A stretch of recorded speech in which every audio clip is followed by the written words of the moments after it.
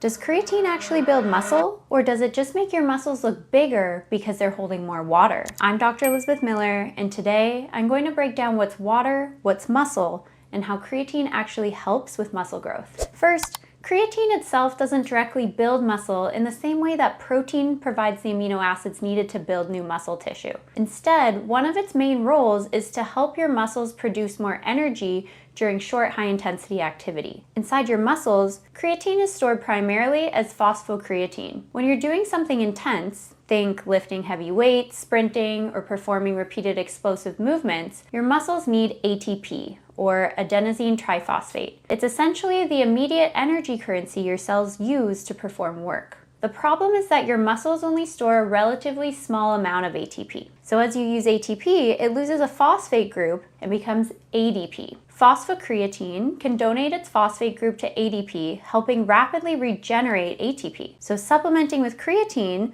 will increase the amount of creatine and phosphocreatine stored within your muscles. And that gives your muscles a larger energy reserve to draw from during high-intensity exercise. So how does that actually help you build muscle? So this is where the muscle building effect does become a little bit more interesting. So creatine isn't magically creating new muscle while you're sitting on the couch. Instead, it can improve your capacity to train. So imagine you're doing 3 sets of squats. Without creatine, maybe you can do 10 reps, then 9, then 7. As fatigue builds, your performance starts dropping. With greater phosphocreatine availability, you may be able to maintain your performance slightly better across those repeated sets. Maybe you get another rep in. Maybe you maintain a little bit more weight.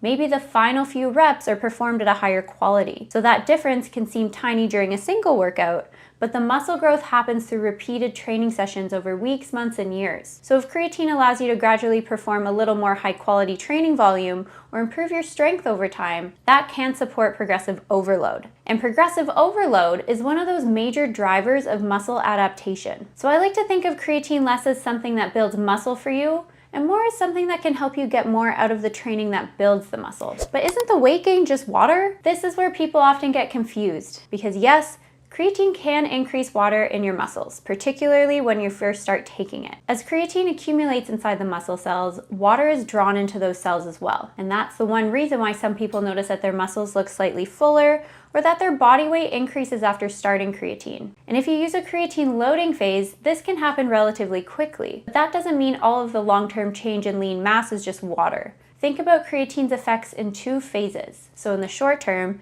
some of the initial increase in body weight and lean mass can absolutely reflect intracellular water increases. But in the long term, when creatine is combined with consistent resistance training, studies show greater increases in lean body mass compared with resistance training alone. A 2024 systematic review and meta-analysis looked at adults under 50 years old who were resistant training. Compared with resistance training alone, adding creatine resulted in an average of about 1.1 kilograms or about 2.5 pounds greater increase in lean body mass. Now, an important distinction here is that lean body mass is not exactly the same thing as skeletal muscle. Lean mass measurements include water and other fat-free tissues, so we don't interpret that 1.1 kilograms as exactly 1.1 kilograms of pure new muscle. But taken together with the strength and training data, the evidence supports an effect that goes beyond simply retaining more water. So what about strength? The evidence for strength is also quite convincing. Another 2024 systematic review and meta-analysis looked specifically at adults under 50 performing resistance training. Compared with placebo,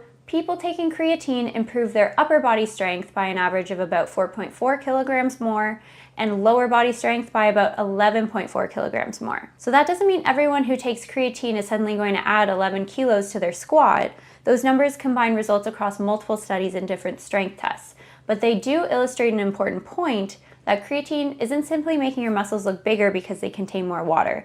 It can improve actual muscular performance when paired with training. And over time, greater strength can allow you to progressively increase the demands you're placing on your muscles. That's part of the reason creatine and resistance training work so well together. Does creatine help with recovery? You may also hear that creatine improves recovery, so there's some evidence supporting this, but I would be a little more cautious with this claim than I would with its effects on strength and lean mass. So research has looked at whether creatine might reduce some markers of muscle damage and help restore muscle function after strenuous exercise. However, the researchers also noted considerable differences between the studies and recommended interpreting the findings with caution. So I wouldn't exactly take creatine expecting that you're going to suddenly never feel sore after a workout.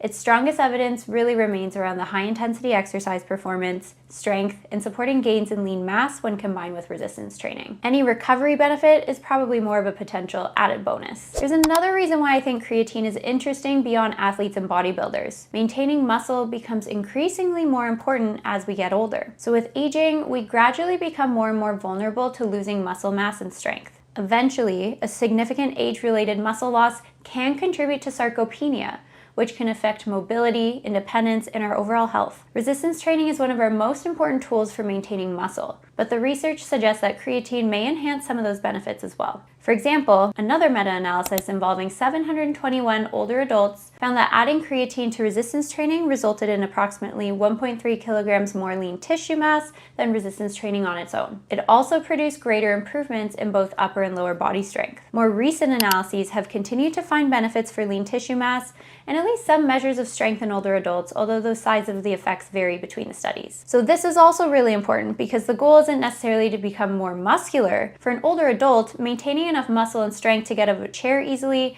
carry groceries, climb stairs, and remain physically independent can have a huge impact on their quality of life. I'm going to be covering creatine and healthy aging much more deeply in a future episode, so stay tuned for that. So does creatine actually build muscle, or is it just water? Really, it can do both. Early increases in weight are often partially from the increased water inside the muscle cells, but over time, when creatine is compared with resistance training, it can help you train harder, improve strength, and ultimately support greater gains in lean mass. So creatine won't build the muscle on its own, you have to put in the work, but it can help you get more out of your training. So if you found this video helpful, make sure to subscribe and check out the next video in my creatine series, where we'll continue breaking down what the research actually tells us about creatine and brain health.